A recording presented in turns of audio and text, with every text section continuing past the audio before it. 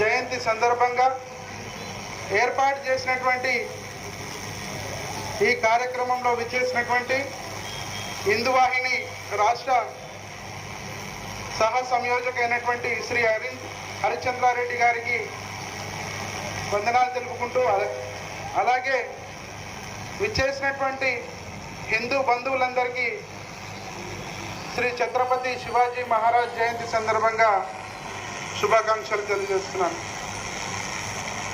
యదా యదా హి ధర్మస్య గ్లానిర్భవతి భారత అభ్యుత్థానమ ధర్మస్య తదాత్మానాం సృజామ్యహం పరిత్రాణాయ సాధూనాం వినాశాయ చ దుష్కృతాం ధర్మ సంస్థాపనార్థాయ సంభవామి యుగే యుగే.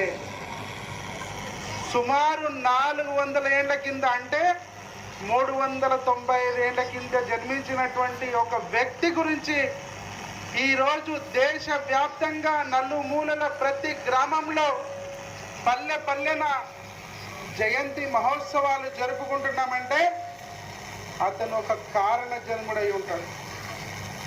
అతను ఒక కారణ జన్ముడైతే తప్ప 400 ఏళ్ల నుంచి అతను జయంతి కార్యక్రమాలు జరుపుకుంటున్నాం.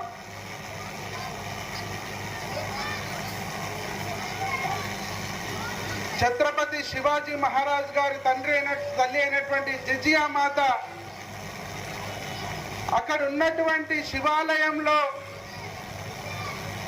పూజ చేయడానికి వెళ్తున్నటువంటి మహిళల్ని అప్పటి మొఘల్ పాలకులు మానభంగాలు చేసి హత్యలు చేస్తుంటే ఆ పరమేశ్వరుణ్ణి ఆ జిజియామాత వేడుకుందంట, స్వామి నాకు ఎందరో బిడ్డలు పుడుతున్నారు, చనిపోతున్నారు, కానీ ఇప్పుడు పుట్టబోయేటువంటి బిడ్డ ఈ అఖండ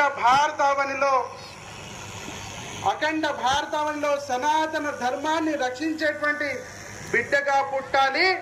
ఈ హిందూ ధర్మాన్ని వ్యతిరేకంగా చేసుకున్నటువంటి ఈ మొఘలాయులను అంతమందించే బిడ్డలాగా పుట్టాలి, అటువంటి బిడ్డను ప్రసాదించు తండ్రి అన్నటువంటి ఆ పరమేశ్వరుని వేడుకుంటే అప్పుడే పుట్టిండు ఛత్రపతి శివాజీ మహారాజ్. మన ఛత్రపతి శివాజీ మహారాజ్ని తల్లి జిజియామాత ఏ విధంగా పెంపొందించండి, ఇప్పట్లాగా ట్రింకుల్ ట్రింకుల్ లిటిల్ స్టార్ అట్లా నేర్పలేదండి.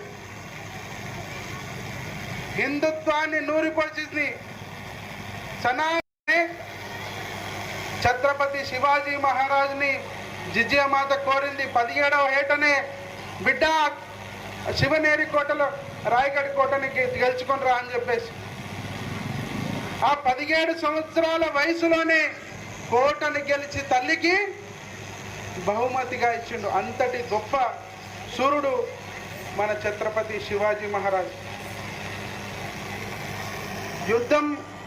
యుద్ధంలో విలువైనటువంటి నైపుణ్యాలను కలిగి తన అపార శక్తివంతమైనటువంటి వ్యక్తి. 3000 మంది మొఘల్ సైనికులు అక్కడి వైపు ఉంటే 300 మంది ఇటువైపు ఉన్నా కానీ వాళ్ళందరినీ యూనిటీగా చేసి వాళ్ళందరినూ ఐక్యతం చేసి ఆ 3000 మంది మొఘల్ సైనికులని మట్టు కల్పించినటువంటి వ్యక్తి ఛత్రపతి శివాజీ మహారాజ్. కేవలం యుద్ధాలు చేసినంత మాత్రాన్నే సైనికుడు కాడు, సత్యాన్ని వాడే నిజమైన సైనికుడు అన్నటువంటి ఒక సూత్రాన్ని నమ్మినటువంటి వ్యక్తి మన ఛత్రపతి శివాజీ మహారాజ్. ఆయన రాజ్యంలో ఎక్కడ కులాలకు వర్గాలకు కుల వర్గ భేదము లేకుండా ప్రతి ఒక్కరిని ఆదరిస్తూ, స్త్రీలను ఆదరిస్తూ అందరికీ సమాన అవకాశాలు కలిగించారు. తన అంగరక్షకులైనటువంటి నాయకుడిని మహర్ అనే నిమ్న జాతి వర్గానికి చెందినటువంటి వ్యక్తిని ఒక అంగరక్షక నాయకునిగా నియమించి తన లోపల సమరస్తామూర్తిని నాటింది. ఇవన్నీ విషయాలు ఎందుకు చెప్తున్నానంటే సుమారు 1000 ఏళ్ల కింద